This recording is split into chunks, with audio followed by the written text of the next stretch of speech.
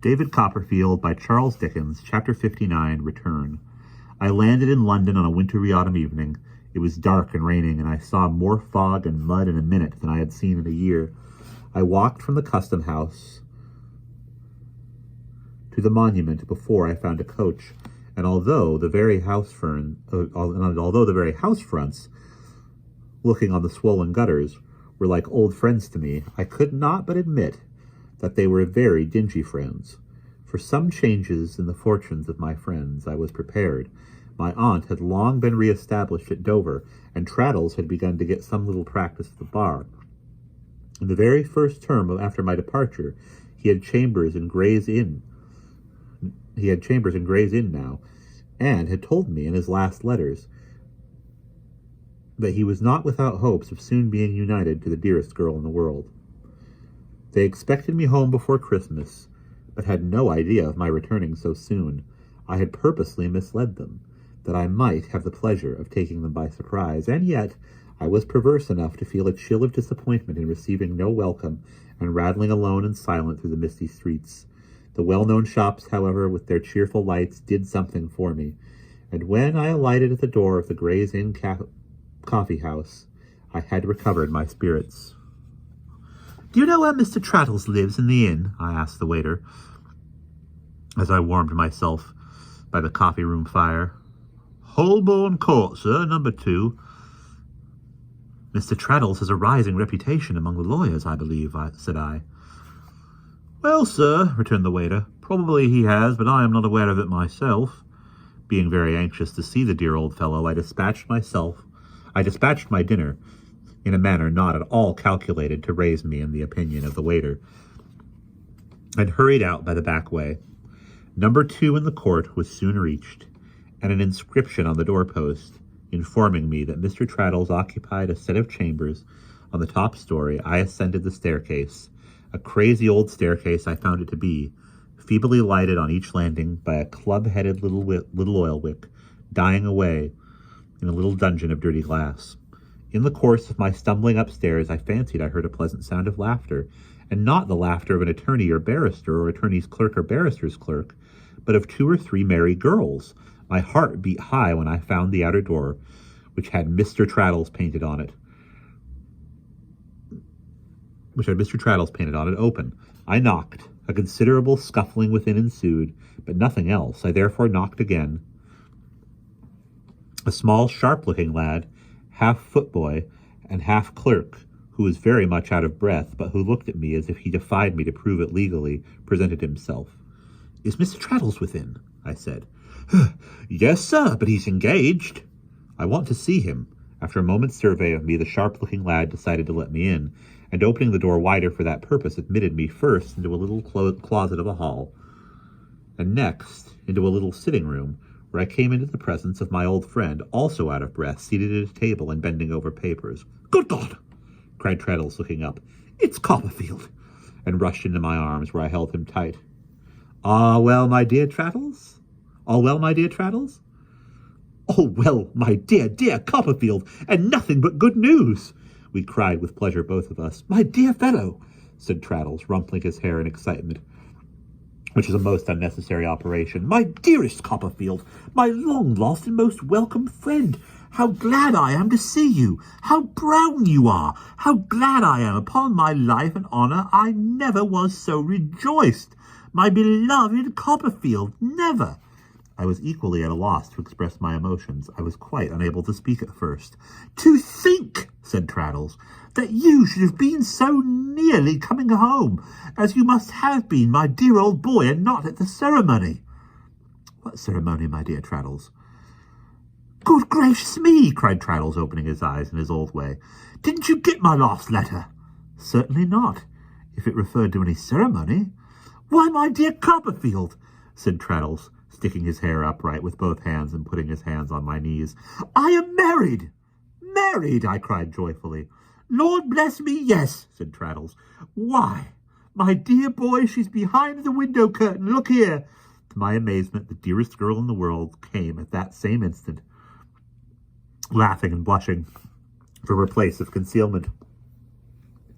and a more cheerful, amiable, honest, happy, bright-looking bride, I believe, as I could not help saying on the spot, the world never saw. I kissed her as an old acquaintance should, and wished them joy with all my might of heart. "We are all as happy as possible," said Traddles. "Even the girls are happy. Dear me, I declare I forgot them." "Forgot?" said I. "The girls," said Traddles. "Sophie's sisters. They are staying with us. They have come to have a peep at London. The fact is, I was romping with the girls. In point of fact, we were playing at Puss in the Corner.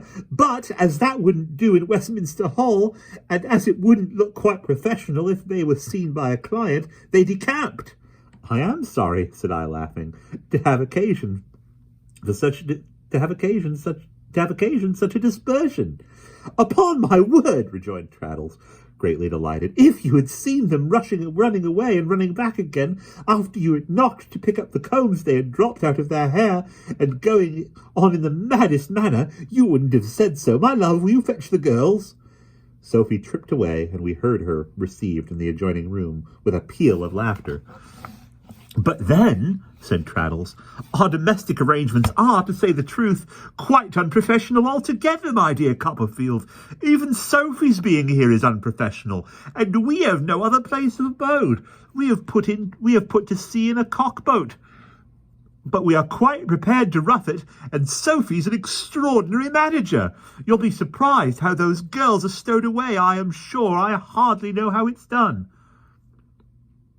"How many of the young ladies with you?" I inquired. "The eldest, the beauty, is here," said Traddles in a low, confidential tone. "Caroline, and Sarah's here. The one I mentioned to you is having something the matter with her spine, you know.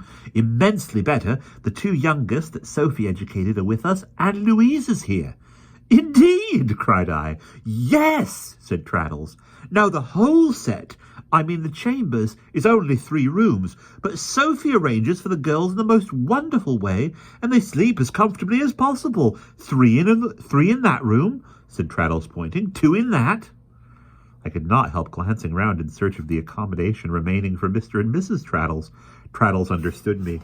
"Well," said Traddles, "we are prepared to rough it, as I said just now, and we did improvise a bed last week upon the floor here, but there's a little room in the roof, a very nice room when you're up there, which Sophie papered herself to surprise me, and that's our room at present. It's a capital little gypsy sort of place. There's quite a view from it." "And you are happily married at last, my dear Traddles," said I. "How rejoiced I am!" "Thank you, my dear Copperfield," said Traddles, as we shook hands once more. "But indeed, I am in a most enviable state. I work hard and read law insatiably. I get up at 5 every morning and don't mind it at all. I hide the girls in the daytime and make merry with them in the evening, and I assure you I am quite sorry that they are going home on Tuesday, which is the day before the first day of Michaelmas term. But here," said Traddles, breaking off in his confidence and speaking aloud, "are the girls, Mr. Copperfield, Miss Cruller, Miss Sarah, Miss Louisa, Margaret, and Lucy." They were a perfect nest of roses. They looked so wholesome and fresh. They were all pretty, and Miss Caroline was very handsome, but there was a loving, cheerful fireside quality in Sophie's bright looks, which is better than that, and which assured me that my friend had chosen well. Neither could they do anything without Sophie. Somebody's hair fell down, and nobody but Sophie could put it up. Somebody forgot how a particular tune went, and nobody but Sophie could hum that tune right. Somebody wanted to recall the name of a place in Devonshire, and only Sophie knew it. Something was wanted to be written home, and Sophie alone could be trusted to write before breakfast in the morning. Somebody broke down in a piece of knitting, and no one but Sophie was able to put the defaulter in the right direction.